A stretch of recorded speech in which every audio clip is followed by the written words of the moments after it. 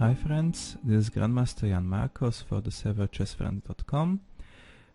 Today I will like to show you a game of Magnus Carlsen from the last and fifth Grand Slam 2012, and I would like to show you the game against Vishy Anand, the present world champion.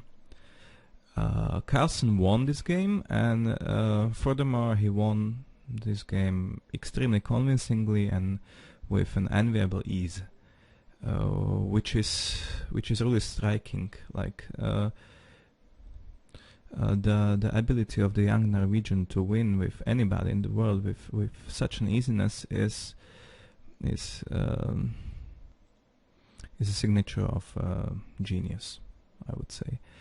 Okay, so let us come to the first moves. Magnus Carlsen is white, and world champion Vishy Anand is black. So white played e4, black c5, knight f3, d6, which is an invitation to a very sharp Najdorf. But Magnus decided not to compete in a theoretical battle, and instead he played a calm bishop b5 line.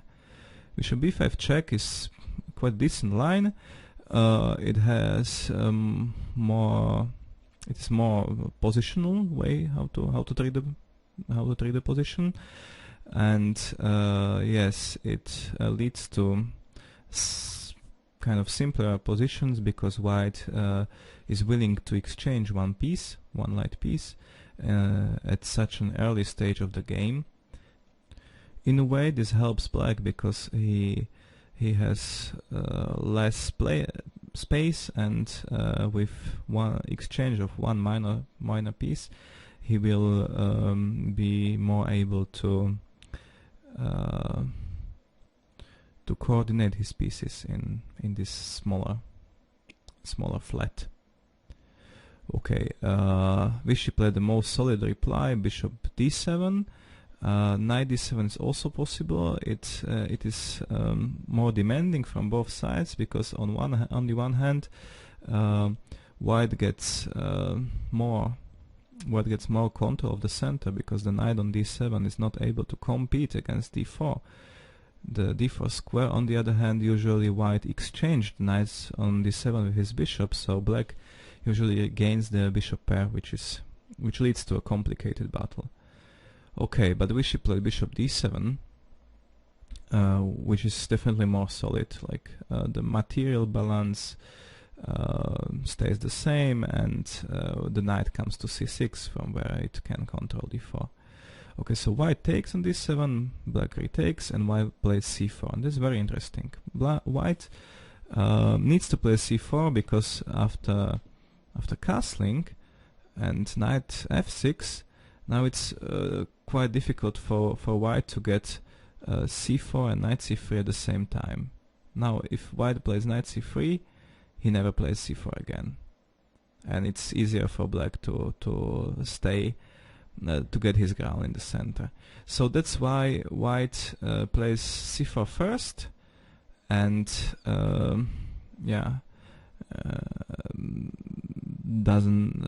white doesn't develop so quickly, which gives black some chances. But on the other hand, for example, the d5 break is much more difficult to do now.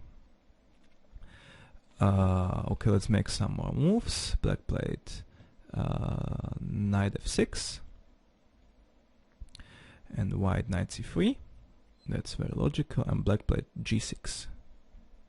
g6 is a bit more logical than e7, e6 in my opinion, because after g6 the bishop comes very quickly to the long diagonal where it is extremely active, and moreover after e6 the d6 pawn might be quite vulnerable if white plays d4. So that's why I find g6 more logical, and as any other grandmaster does perhaps, because everybody plays g6. So g6, d4, c takes, knight takes, bishop g7. So more or less we have quite a typical Sicilian on the board, to be honest. with one exception. There are no bishops on c8 and f1. It seems that it may help white, because white is planning to put his pawns all on the white squares and to make such a fortress in the center, and his light squared bishop on f1 doesn't have to suffer behind this pawn chain. On the other hand, black is happy to have one piece less in his structure, because he really doesn't have much space where to put his pieces. Okay, and now white continues with the strategy he started with the move c2, c4. He refrains from the development and plays f3 instead. So instead of playing castling, he plays f3 and tries to protect e4 and also g4, so that he can develop the bishop on e3. Now, basically, it's like this. If the game goes slowly and there will be no changes in the structure, white will be very happy, because he's got a nice structure, all the pieces fit into the structure very easily, and white has got more space. So if the game continues slowly and normally, white will have a small advantage, definitely. So what black has to do is to disrupt this development somehow. He can do it either with some nice break, for example d5 or b5, or he can try to get some piece play. That's what the world champion did. He played queen c7, attacking on c4. And again, white could have developed piece with queen e2, covering on c4, but such a cover with a piece is not so reliable as with a pawn, and b2 b3 fits into white's play anyway, so white played b3. So white played already 1, 2, 3, 4, 5 pawn moves compared with just 3 from black, and he hopes that this strategy will work for him, because if the game opens, for example, the weakness of this diagonal or the weakness of the e3 or c3 square can be quite annoying for white. So white hopes that he will be able to keep the position close, to keep his fortress alive, and enjoy his space advantage. Okay, black played queen a5. Again, he doesn't develop. He tries to make white's harmonious development as difficult as possible. For example, if white plays queen c2 now, he will already be losing after knight e4, because after queen takes e4, black takes on c3 and gets the rook as well. If the pawn cannot take, because of the pin, and if in case white takes with the f pawn, f takes e4, then black takes on d4, and he has got all the material and positional pluses in the position. So definitely the white has to be cautious in this type of positions, because he did quite a lot of good moves in strategical sense, but in the tactical sense he has got some problems. So bishop b2 is the precise move, and that was the idea of the world champion, that the bishop will not get to the ideal square e3, from where it covers on g1 and also attacks the queen side and protects the center. On b2 it's not working so well. Okay, knight c6 is very logical.